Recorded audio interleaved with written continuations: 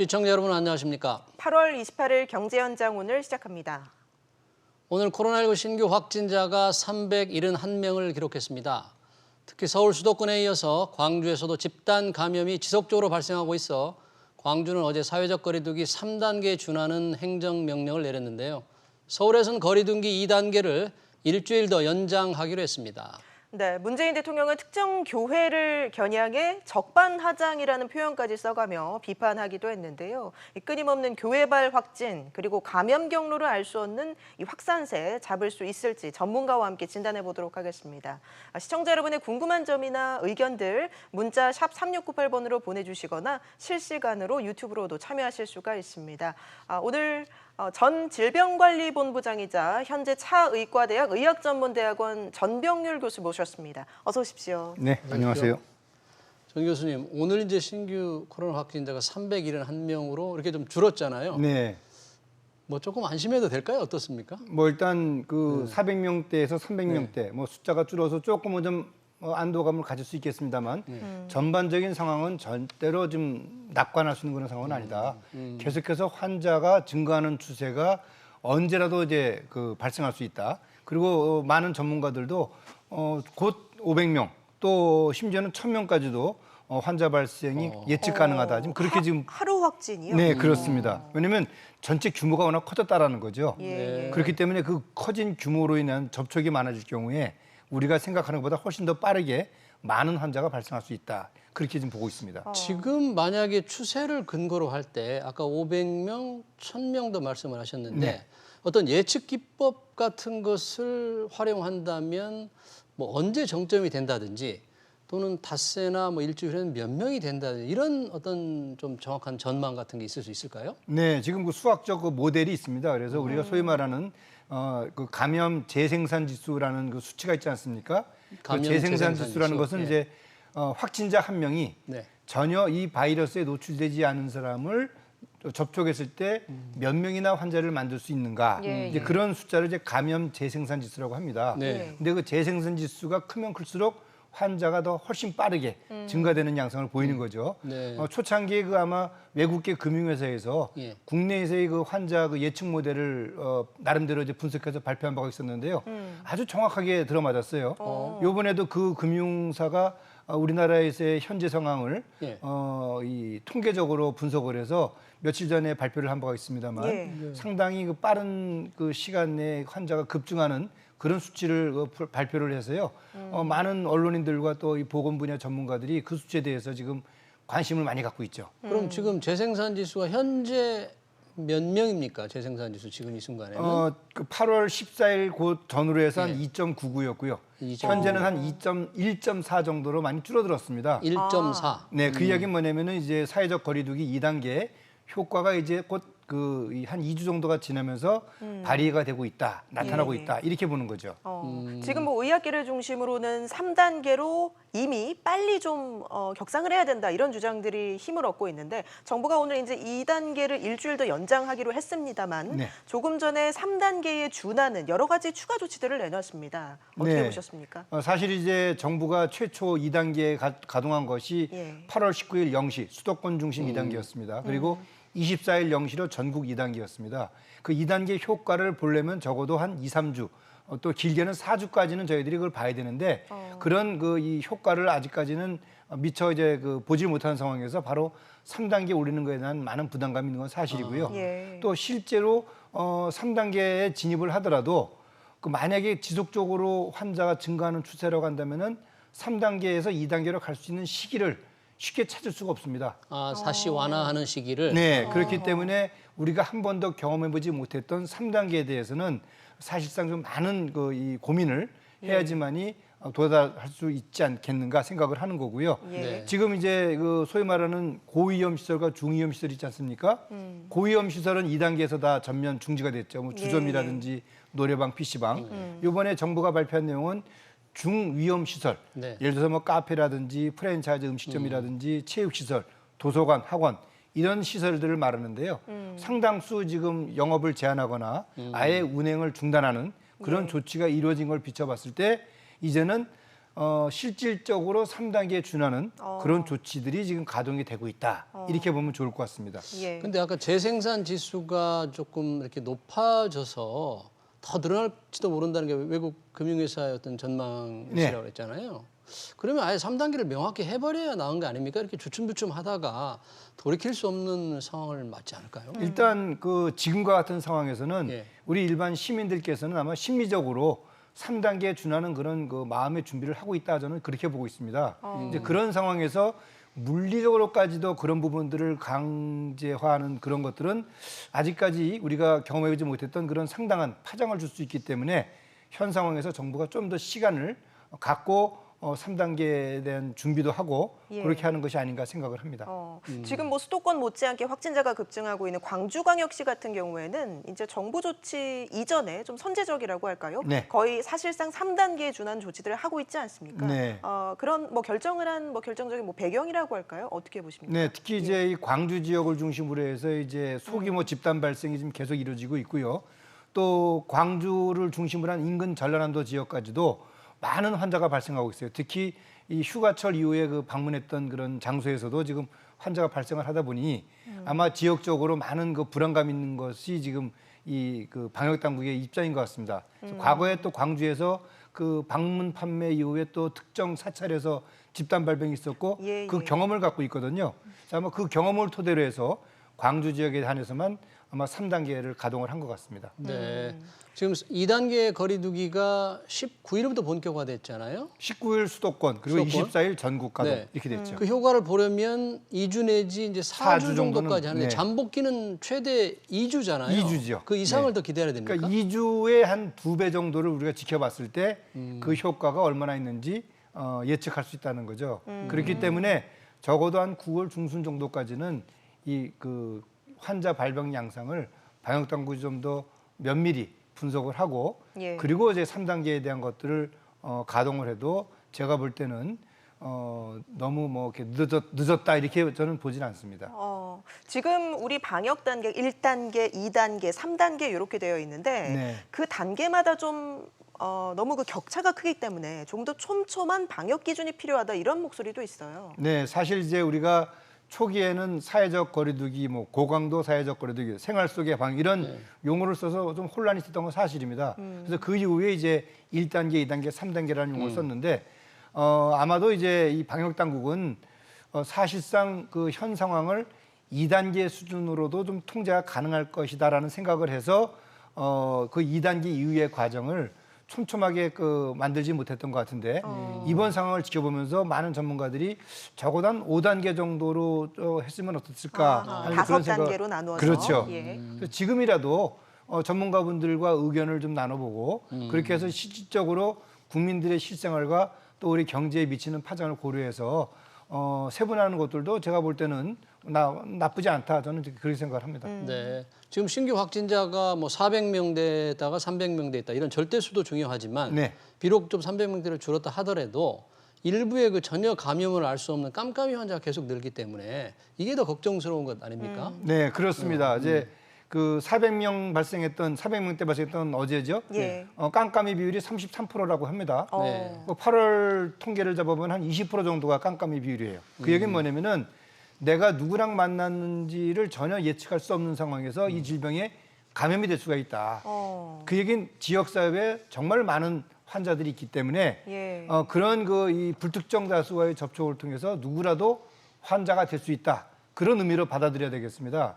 그렇기 때문에 그런 위험을 최소화하는 방법은 결국은 마스크 착용이라든지 손 씻기 이런 개인위생 수칙을 철저히 지키는 것이 현재로서는 이 코로나19 감염을 예방할 수 있는 최선의 방법이다. 그렇게 보셔야 되겠습니다. 네. 지금 구로구 그 아파트의 경우에 한때 네. 이제 환기구로 전염이 됐을 거라는 그런 예상이 있었지만 그건 아닌 것 같다. 네. 그랬잖아요. 네. 그러니까 엘리베이터에 있을 것이다. 그 엘리베이터하고 같은 그 저 아파트 같은 나란히 있는 그 복도식 아파트에서 예, 예. 집단 발병하다 보니 혹시라도 환기구를 통한 감염이 아닌가. 과거에 이제 사스 때도 이제 그런 얘기들이 있었고요. 예. 또 메르스 때도 또 그런 이야기들이 있었습니다. 이것은 뭐 비말 감염이지만 공기 감염도 가능하다. 뭐 이런 추정하에서 이번에 그 방역 당국이 조사를 했더니만 환기구에서는 그 바이러스의 흔적을 찾아볼 수가 없었다는 얘기죠. 예. 그 얘기는 결국은 사람이 오다 가다 접촉을 통해서 이 바이러스에 감염이 된 것으로 그렇게 추정을 하는 거죠. 그러니까 엘리베이터 타면 안 되겠습니까? 아니 물론 타도 예. 마스크 착용이라든지 예. 그 마스크를 착용한 상태 내에서 엘리베이터 내에서 대화를 금지하는 소위 말하는 비말이 발생될 수 있는 가능성을 아주 차단시키는 것이 중요하다. 그렇게 보시면 좋을 것 근데 같습니다. 항균 필름 같은 걸 이제 보통 다 붙여놓는데 네. 그게 별 효과가 없는 모양이죠. 항균 필름이라는 것 자체가 마치 모든 바이러스가 손만 대면 다 멸균되는 것 같은 착각을 주기 때문에 예. 오히려 더 어떻게 보면 방심할 수가 있어요. 예. 그렇기 때문에 보통 보면은 요즘 엘리베이터 안에 다 손세정제 예. 비치를 해놨더라고요. 예. 그래서 엘리베이터 타면은 한번 눌러서 손 닦고 그리고 누르고 그렇게 하는 것이 오히려 이 그 필름보다 더 효과적일 수가 있겠다고 저는 생각합니다. 알겠습니다. 이제 정말 어디든 안전지대가 없다라는 생각이 드는데 이런 가운데 더 우려를 키우고 있는 게 바로 지금 정부와 의료계가 정면 대치하고 있다는 부분입니다. 네. 오늘은 이제 정부가 업무 개시 명령을 따르지 않은 의사 10명에 대해서 경찰에 고발 조치하는 네. 일까지 벌어졌는데 지금의 사태 어떻게 보십니까? 뭐 저도 이제 그 의사의 한 사람 또 실제로 또 공무원으로서 근무를 했던 그런 경험을 비춰봤을 때 강대강 충돌이 결국은 국민에게 주는 그 피해, 불안감 상당히 심각하죠. 그리고 지금은 사실은 이제 전쟁 중이 아니겠습니까? 그런 상황에서 한 발자국씩 물러나는 그런 이 모습을 보여주는 것이 이 난국을 타개하는 그런 슬기로운 지혜가 아닌가 생각을 합니다. 사실 이제 그 의료계 입장에서는 코로나19 때문에 다들 이제 뭐랄까 좀 이렇게 밤잠 못 자고 고생하고 있는데 이런 상황에 어떻게 그런 정책을 발표할 수 있느냐 이런 또 이 불신 네. 뭐 하여튼 뭐 그런 여러 가지 것들이 복합적으로 작용을 했는데 어쨌든 이유와 어쨌든 간에 이제는 슬기롭게 좀 만나서 얘기 좀 하고 국민을 위해서 좀 그 안심을 줄 수 있는 그런 모습을 보여줬으면 좋겠다는 생각을 가져봅니다. 근데 정부가 이제 그 전공의와 전임의 업무 개시 명령을 이제 전국으로 확대하면서 10명을 고발했잖아요. 네. 그러다 보니까 의사협회에서는 이제 맞고발을 하겠다. 네. 복지부 간부를 다시 고발하겠다 이렇게 하다 보면 해결점이 안 보이는 것 같아요. 지금 시점에서. 뭐 좀처럼 겉으로- 서로 양보할 생각이 없는 거죠. 네, 물론 겉으로는 이제 그런 예. 또 모습이 있다 하더라도 또 수면 밑에서는 실질적으로 더 많은 그런 대화가 있지 않겠는가 그런 생각을 합니다만 어쨌든 정부가 좀 더 이 대승적인 입장에서 의료계를 좀 달래는 그런 모습을 좀 보여주기를 기대해 봅니다. 예, 지금 확진자는 급증하고 있는 상황에서 또 의료계의 파업까지 이어지고 그러다 보니까 지금 병상 확보, 수도권마저 병상 확보가 지금 굉장히 시급한 현안이 됐는데요. 지금 서울에서 확진 판정을 받고 자택에서 대기를 하다가 안타깝게도 이게 숨지는 그런 사례들이 잇따르고 있습니다. 네, 뭐 대구 경북 신천지 예. 그 발생 시에도 그 대기 중이었던 분이 사망했던 사례가 있습니다. 근데 수도권의 경우는 이제 인구가 더 많고 예. 그리고 또 요즘 그 통계를 보게 되면은 감염자 100명 중에서 한 5% 정도에 해당되는 5명 정도는 이제 그 소위 말하는 산소를 그 치료받아야 되는 중증 내지는 위중 환자로 진행될 수 있는 그런 그 분류가 되거든요. 그렇다면은 하루에 400명의 환자가 생기면은 적어도 400명 중에 20%가 하면은 20명, 예.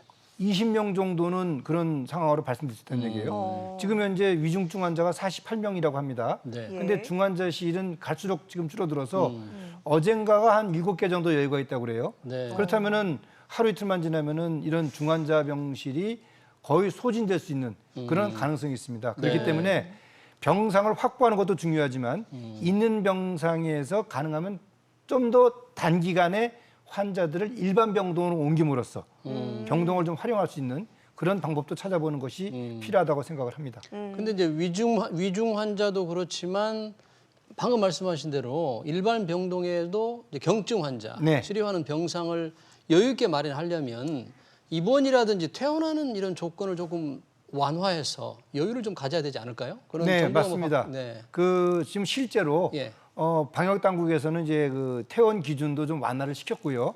또 앞으로 만약에 이제 집중적인 환자가 발생될 경우에는 그 이 기저질환이 없는 또 젊은 사람들의 경우에는 자택에서 자가격리 형태로 이제 그 관찰할 수 있는 방법도 검토하겠다. 실제로 미국이나 유럽의 경우를 보게 되면은 유명인들이 집에서 방송 출연하는 걸 가끔씩 보지 않았습니까? 예. 그분들이 이제 어떻게 보면은 가택 격리를 하는 그런 모습입니다. 예. 초기부터 병원에 입원하는 것이 아니라 일단은 그 증상이 없거나 또는 건강한 사람들의 경우에는 자택 격리를 함으로써 이제 병상을 좀 더 이 탄력 있게 운영할 수 있도록 하는 방침을 갖고 있는 거죠. 네. 지금 삼성이라든지 LG 같은 경우에서는 기업들이 가지고 이제 연수원을 생활치료센터로 좀 내놓지 않습니까? 네네. 생활치료센터는 조금 괜찮은 상황인가요?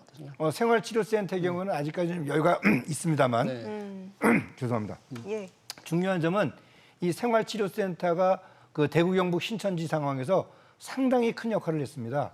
그 원래는 그 사람들을 다 병원으로 이 격리 입원을 시켜야 되는데 예. 그런 중에서 한 85%를 생활치료센터에서 이제 관찰할 수 있도록 함으로써 병상을 보다 효율적으로 관리할 수 있었다는 거죠. 예. 따라서 이제 공공기관뿐만 아니라 민간 기업에서도 이런 연수원을 국가에서 이 위기 상황을 탈기할 수 있도록 제공해 주는 것은 상당히 이 바람직한 그런 모습이라고 저는 생각을 합니다.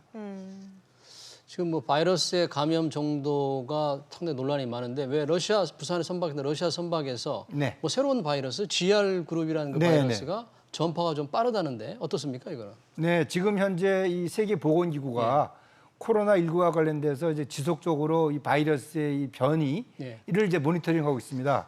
현재까지 한 일곱 타입의 소변이 바이러스를 구분했는데 주로 이제 우한 초기에 유행했던 SV 타입이 있는 반면에 예. 미국이나 유럽에서 유행했던 G 타입이 있습니다.